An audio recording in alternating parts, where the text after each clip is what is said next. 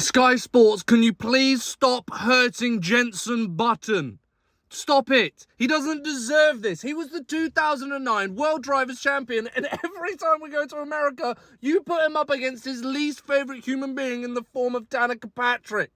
You could just see in his head all weekend the Sound of Silence by Simon and Garfunkel just going around and around and around. I didn't realise that Formula One was now a Netflix comedy stand-up special. Honestly, the little bits of driver insight that she tries to bring in with her ridiculous punditry is so unbelievably low IQ and just generally comedic. I mean, when she was talking about how Max Verstappen should use all of this drama going on at McLaren to be able to use this as a charge to go and win the World Championship. Have you ever watched Formula One? Have you ever spoken to Max Verstappen? Because I haven't spoken to Max, and I know the last thing that he enjoys on the planet is drama. We are talking about a guy who refused to do press conferences to avoid there being drama. And then when he's talking about Sainz versus Behrman, when you do an unusual thing at a different corner, you get an unusual outcome. What? Ridiculous.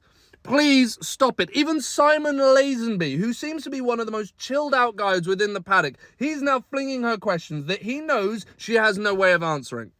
And after 5 to 10 seconds of figuring out what she's going to say, she then comes out with an absolute novel of drivel that could be summarised in under 5 seconds. Stop hurting Jenson Button. I love it how you no longer have Nico Rosberg versus Danica, because Nico would absolutely rinse her if he had to do that again.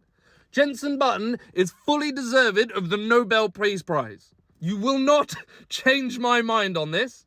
And if we have to go to Mexico and she is back on our television screens, I might actually cancel my Sky Sports subscription, because there is no way in hell I'm going to be paying that much money to hear all of that nonsense.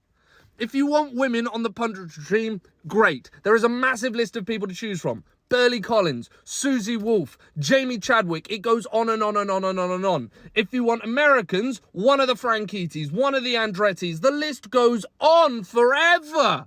Just stop hurting Jenson Button, please. Someone get him a glass of whiskey, a sunbed, an umbrella, and his wife and his kids, because that man is a saint. He doesn't deserve this. But most importantly, ladies and gentlemen, I hope you have a fabulous day. And as you were.